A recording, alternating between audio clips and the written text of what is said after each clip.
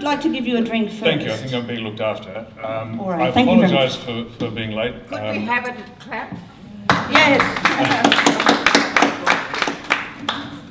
And yes, I've discovered in the course of writing that whatever subject you're writing on, whenever it is, there are many, many people reading it who know a great deal more about any subject than I do, whatever I'm writing on. So that breeds a certain humility, and I'm pleased to hear that there's some Uighur experience in the room. That's good to know.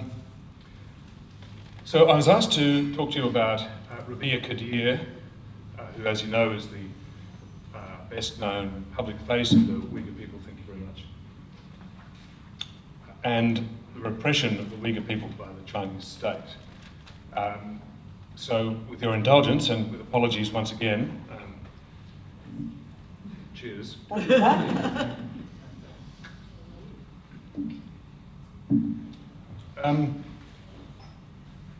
REBIYA KADEER isn't a physically imposing presence, but she makes a big impact. I've only met her once. It was in April in Sydney in a cafe in the city. The staff in the cafe didn't even notice her. She's not very tall. She's fairly quiet until she gets worked up. She wears a traditional Uighur felt cap, and she has her long hair woven into a single plait down below her waist. But when she gets talking, she gets quite passionate, and she makes a big impact. She's been called the Muslim Dalai Lama, but she wishes that she had his profile and his fundraising ability and his attention-getting ability. When she visited Australia in 2009, she made a very big impact on that occasion. She was, for several days, a big national story. The Chinese government complained when the Australian government gave her a visa, complained bitterly, froze official contacts for some weeks or months. The Chinese embassy tried to persuade the National Press Club to cancel the invitation for her to speak. The Chinese consulate in Melbourne tried to prevent the screening of a documentary about her life at the Melbourne International Film Festival, all of which, of course, fed the news media, fed the story, and the story just got bigger and bigger. And to the credit of the Australian government, it didn't blink. To the credit of the Australian media, naturally, it barreled on with the story.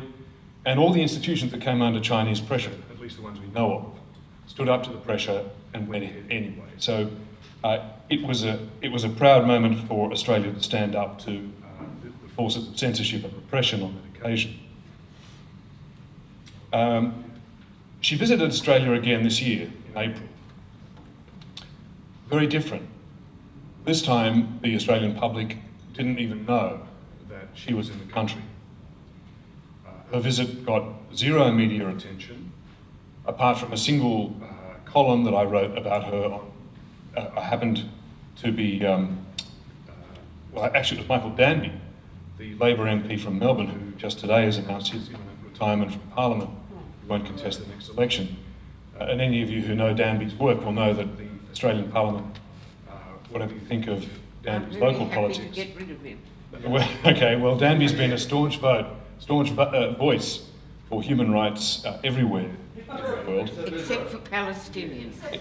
Yes, well, okay, let's not get into the Palestine question, but yes, it's not for all peoples everywhere, but certainly in the case of Tibet and the case of other countries where there are ethnic minorities trying to stand up to the Chinese, he's been a staunch defender.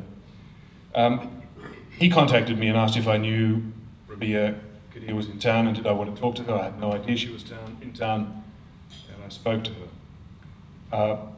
That was her last day in Sydney. Why did she get no media attention? Why did nobody know she was in town this time? It wasn't because she was in hiding. She'd been leading a protest of Uyghurs in front of the Chinese embassy in Canberra. She been leading a protest in front of the US Embassy in Canberra just to get some attention, and in front of Parliament House in Canberra also, but got zero coverage this year. What's the reason? Was it because China has eased its repression of the Uyghur people? Well, the answer, of course, is no. And since the former secretary, the party secretary, the Communist Party secretary for the Chinese province of Tibet, was handed, having done such a sterling job in repressing the Tibetans, was handed the job of running the autonomous Uyghur province of Xinjiang in 2016, Comrade Chen Hangguo has in fact stepped up repression to a level which, according to a number of commentators and international media outlets, is a whole new type of totalitarianism not yet seen in human history. We'll come to that in a minute, but of course the Chinese domination or attempted domination of Xinjiang has gone back a long time. There have been a number of attempts, both in the imperial times and then since the Communist Revolution. Within the 1950s, according to REBIYA KADEER, when she said, "What nice people," when the Chinese turned up and offered to build roads and other infrastructure for them, we smiled. They told us that they would provide the development assistance and the infrastructure, but we would rule the land. At that point, there were about 3% Han Chinese, and most of the population were Uyghurs in Xinjiang province. Says REBIYA KADEER, they increased, and now they are killing us. The Han population of Xinjiang province is now 40% on the official Chinese census statistics. The Uyghurs are still the biggest ethnic group, but are now in the minority. And I imagine that you know some of the essentials of the Chinese takeover, where mosques have been demolished, police checkpoints have been installed every few blocks. This is a long-running picture. In 2009, there was a big event when there was a series of, over several days, of protests by Uyghurs against repression. The protests turned into riots. The official Chinese government statistics were that 197 people were killed in those riots, mainly Uyghurs. The Uyghurs say that the death toll and the injury toll was much greater. But it began a new crackdown on the Uyghurs. They were labelled, uniformly labelled, if they were practising Islam and committing crimes such as wearing a beard in public as suspected terrorists. When Chen arrived, however, in 2016, he opened a mass set of re-education camps. REBIYA KADEER calls them concentration camps. In recent Chinese government discussion of them, they're called career development centres.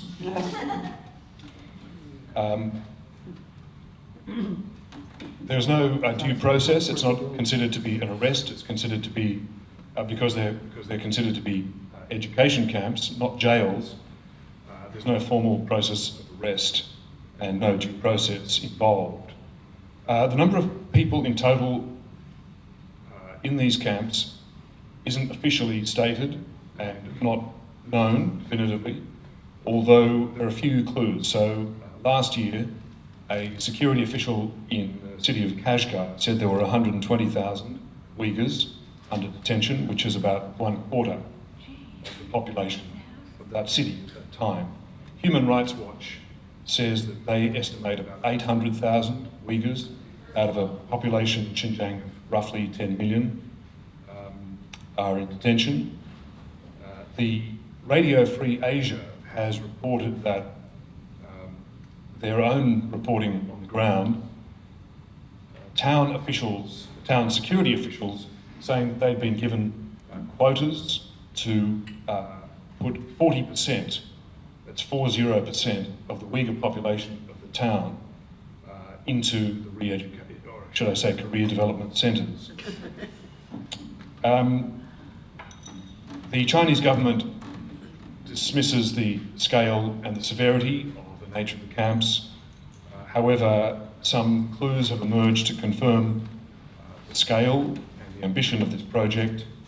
A German researcher has found online in Mandarin the Chinese government tender process calling for construction of camps and management contracts to manage the camps and contracts to build more camps. The latest call for tenders went out in April this year. At the same time, REBIYA KADEER was here. So we know that from this information that the camps are still expanding. The ambition to lock up the Uyghurs seems to be to remain in place. From what REBIYA KADEER told me, the priority for suspects are people who have any contact with the outside world, particularly if you have relatives or friends in the outside world, if you've travelled outside Xinjiang or travelled outside China, if you use the internet and try to make contact or have connections with people abroad, which would be difficult because the internet was cut off in 2009 after the Uighur riots in Xinjiang, in Urumqi, and was restored after some months, but to this day is so slow that it's apparently close to useless. Although I imagine it's quite helpful to the Chinese authorities trying to figure out who is trying to contact whom, because they can follow your attempts online, even if the web is so slow that you rarely connect.